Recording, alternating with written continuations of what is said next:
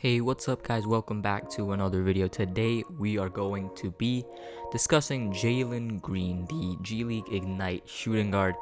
He's been one of the most highly touted prospects. He is projected to go somewhere in the 4 or 5 spot range. Of course, if we do end up getting the 4th pick, there is of course a chance we may draft him, since the top 3 is expected to be Cade Cunningham, Evan Mobley, and Jalen Suggs. And since there is a very good chance that we do end up with the 4th overall pick in the draft, which is projected by most to be Jalen Green, I just wanted to go over Jalen Green's game and how he would fit for the Houston Rockets, like we've done with 2 other draft prospects in the past with Jalen Suggs and Evan Mobley. Those will be linked in the description if you want to check those out. Now, starting off with Jalen Green's countables, his stats. Jalen Green, again, if you saw his high school film or even his G League Ignite film, he's an elite scorer, and it shows again in his stats. 17.9 points per game, and that is his main statistic. He's not the best playmaker. While he can do that, he does have some point guard skills. Playmaking isn't his forte, and neither is rebounding the basketball. He does have elite athleticism, and that does give him slightly more rebounds for a guard than you might expect with 4.1 rebounds. But as far as efficiency goes, Jalen Green 46% from the field and 36% from 3. Again, so he's not hyper efficient by any means, but he is efficient enough, especially for someone who's not in the NBA yet. That's definitely something that he can work on. And as far as just before entering the NBA, Jalen Green's efficiency, more than enough, as far as like he's not shooting the ball inefficiently or anything. He's shooting the ball about average, maybe a little bit above average. 82% from the free throw line, 83% from the free throw line. He does have the ability of drawing fouls pretty well, even though he did only average 2.3 free throw attempts a game. He does have the ability to draw fouls and get to the free throw line, and when he does, he converts them at a pretty high clip. Now, as far as draft comparisons go, he has been compared his game has been compared to Clyde Drexler. Again, we all know how great of a player Clyde Drexler is, and so the fact that Jalen Green has been compared to him is really good. And again, he's one of those 5 prospects that have been touted as like just these potential all-star players, these potential superstar players. The 5, of course, Cade Cunningham, Jalen Suggs, Evan Mobley, Jalen Green, and Jonathan Kuminga. He is one of those as well, and with good reason. Jalen Green, elite at, first of all, getting to the basket and finishing at the rim. That is his strength, and with his nuclear athleticism, it's no surprise that he can get to the basket that quickly. Again, if you've seen any of him play, you know that he is just super explosive, not just in his dunks and all of that. Those of course make the highlight reel, but just in the way he gets to the basket quickly, the way he can blow by defenders. It's really one of a kind, and we haven't really seen this type of athleticism from many players. Even last year's #1 pick Anthony Edwards was touted a lot for his athleticism. I personally think that what Jalen Green has might even be a step above that, because he's super quick. He's really bouncy, and it's kind of like he has pogo jumps on his feet. Like, he can just get up off the ground so effortlessly. He can get up so high in transition, even in the half court. In all those ways, he can make his athleticism really impact the way he plays, and his athleticism is one of the main reasons why he is such a highly touted prospect. Now, that does also go on the flip side, in that Jalen Green can also be a little bit too dependent on his athleticism.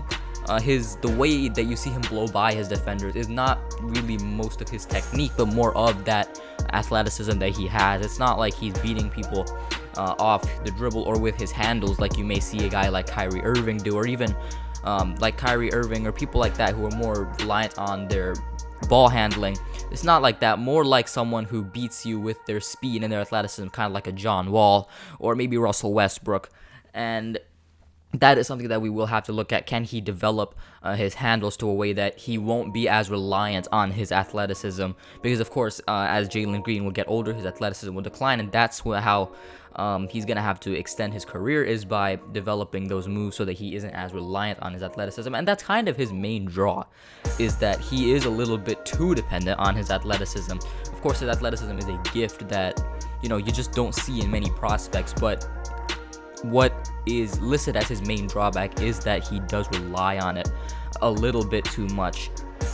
And as far as, his other aspects of his game, he did start out with a bit of a mediocre three-point shot, but he has really developed it, and he's come along really, really well. He has become when he's hot, he is just unstoppable from beyond the arc. Jalen Green, he has been listed as streaky, which is something that I do feel like he can work on, but what he can do is knock the three ball down at an elite rate when he's hot. And that is, of course, really big when you're in an era where we are in a three-point shooting league.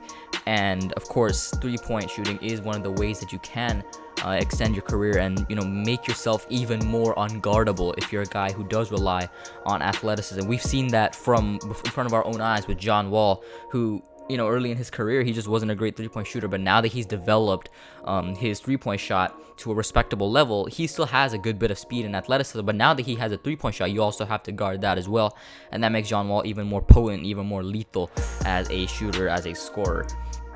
Now, as far as defense goes, Jalen Green, he's not the best defender by any means in this draft class. I still feel like guys like Jalen Suggs are a better defender than Jalen Green, but what Jalen Green does have is the ability to just stay with his guy, and he can get steals and all of that. He is a pretty average defender, maybe a little bit above average. He's not amazing by any means on the defensive side of the ball, but he does have the ability to keep up with his defender and get those steals, and he does have the ability to develop into an elite perimeter defender as he does spend more time in the league.